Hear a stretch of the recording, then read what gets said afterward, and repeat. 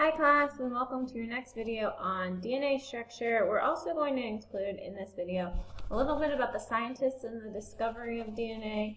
And the last thing we're going to include is replication of DNA, which occurs, which you probably already know, in both mitosis and meiosis in the phase of interphase. So let's go ahead and start a little bit on DNA. So the first thing you probably want to know is about Frederick Griffith. Frederick Griffith, in 1928, he ran an experiment using two strains of Streptococcus pneumonia. And in this, he treated mice with two different strains. He had a rough strain and he had a smooth strain. And what he did was he injected the mice, and with the rough strain, he saw that the mouse would live, and with the smooth strain, he saw that the mouse would die.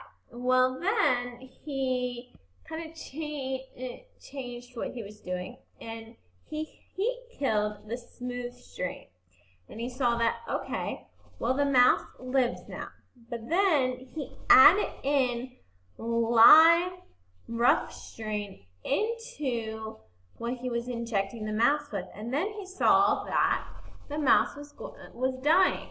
And what happened was he knew that there was something causing the mouse to die, because in the beginning, when he started this experiment, the rough strain was not causing it to die, and the heat killed was not causing it to die. So there was something causing it to die. He just didn't know what that was yet. So then come along Avery, McLeod, and McCarthy. And Avery, McLeod, and McCarthy came along in the 1930s and the 1940s, and they continued on with Griffith's work with Streptococcus pneumonia. And they're the ones who said, I think we got it. It's this stuff called DNA. And that's what was causing the heat-killed smooth and the rough to kill the last mice when they were injected. So the next scientists are Hershey and Chase. And Hershey and Chase are scientists who use bacteriophages, which are bacteria that are viruses that infect bacteria. Now, Hershey and Chase, what they did was they used phosphorus to label DNA, and they used sulfur to label protein. And what that did was they could look at what was going on inside the bacterial cell.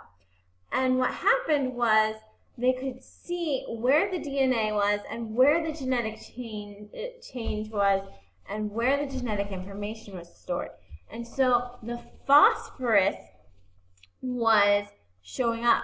And so they could see that the genetic change was with the phosphorus in the DNA. Okay, so let's look a little bit at DNA structure. Now, DNA structure is going to seem a little bit repetitive because we've talked about this a little bit with our macromolecules. You might recall from our first unit in macromolecules, all of this stuff about nucleotides and DNA. This is going to be a little bit of a repeat, but it's good to review this, okay? So DNA stands for deoxyribonucleic acid, and that deoxyribose is actually the sugar found within DNA. It is composed of monomers called nucleotides, which are composed of a nitrogenous base, a 5-carbon sugar in DNA, which is our deoxyribose, and a phosphate. The nucleotides then have all of those three parts, and as you can see, they are continuous together. Now, our nitrogenous bases in DNA are adenine, guanine, cytosine, and thymine, and we're going to see a little bit different when we talk about RNA. We have purines that are double ringed, and those are adenine and guanine. And we have pyrimidines, which are single ring, and those are cytosine and thymine.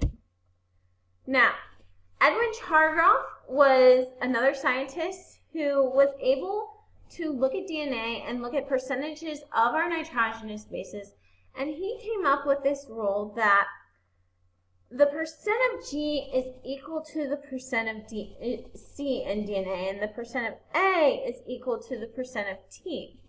So what he figured out was that basically A and T have to go together in some form, and G and C have to go together in some form. So some scientists looked at this and they were like, I got it. What happens is A bonds with T and C bonds with G in our DNA.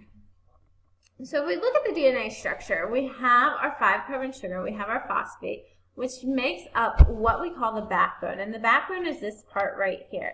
It's just the phosphate, 5-carbon sugar, which is our deoxyribose, and it's just very repetitive. Now, we also have the adenine and thymine, which bond together right here, and they use hydrogen bonds to bond together. Adenine bonds together with thymine with 2 hydrogen bonds.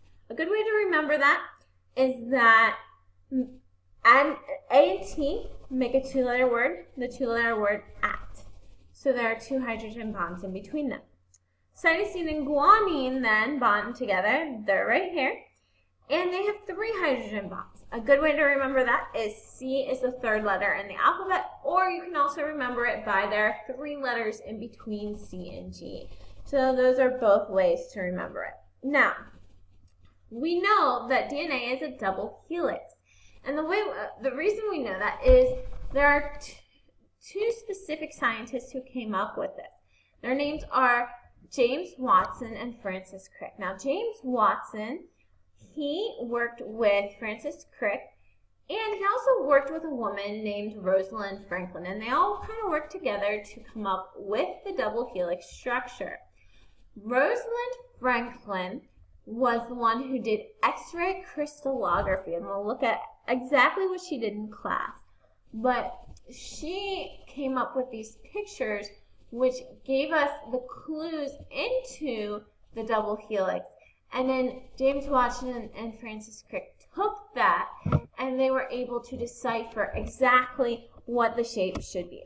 So there are multiple theories of replication. Our DNA has to replicate if we're going to go through mitosis or meiosis because remember, in the S phase of interphase, we're replicating. So the 3 theories originally was the semi-conservative, the conservative, and the dispersive.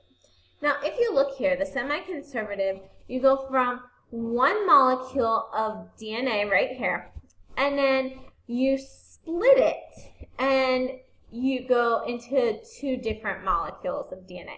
So the original is the red, and the new DNA is the pinkish. And that's almost, so then we have this conservative, which is almost like a photocopier. We have an original, and then we just kind of photocopy it and make a brand new one. And then we have the dispersive, like we copy one bit, and then we take a piece off, and then we copy another bit and put that new piece onto, and connect it to the old piece, and then we keep mismatching the old pieces and the new pieces. Well, we were able to decipher that we go through a semi-conservative process through 2 scientists. Their names were Messelson and Stahl, and they did some experiments with E. coli. Now, what they did was they grew E. coli on nitrogen 15 and nitrogen 14, the 2 different isotopes of nitrogen. And what they did was they looked at the specific density of the nitrogen in the DNA. And they were able to see, based on the actual density of the DNA, that it was a semi-conservative replication, and it wasn't the conservative and it wasn't the dispersive. So when you actually go through a replication, and these are going to be your processes for the replication, so you're going to want to write these down. First, you're going to start with a parent strand. It's a strand of DNA that has not been copied. You haven't done anything to it yet. It's just your pure strand. Next, you're going to separate the pure strand, and what we do is we bring in the enzyme helicase.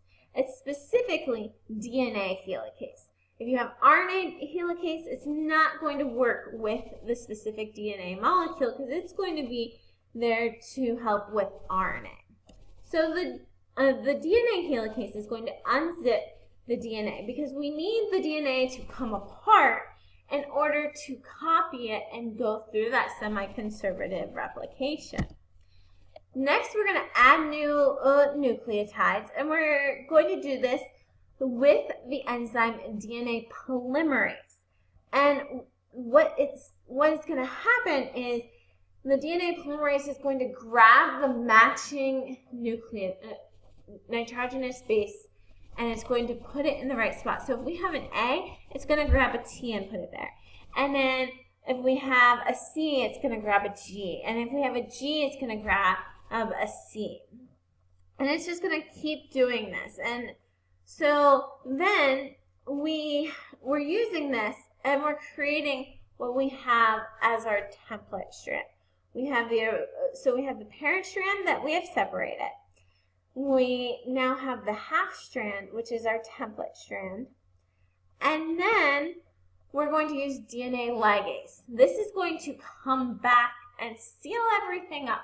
It's kind of the glue. And once we've sealed everything to our template strand, we now have a new daughter strand. So we have two daughter strands from the one parent strand that we can use. And that's how we get our duplicated DNA for our different for interface. So let's look at a picture of this. So don't worry too much about lagging and leading strand. I don't need you to know about this. What I want you to look at is we talked about the DNA polymerase, which is right here. We talked about the DNA ligase, which is right here, okay? And we talked about the helicase right here. So right here you have your parent strand, and we're separating into our two new daughter strands. And these right here are going to be our template strands, and we're adding our new bases to that. So make sure you took great notes. If you have questions, make sure you ask them in class, and we'll talk about this at our next class.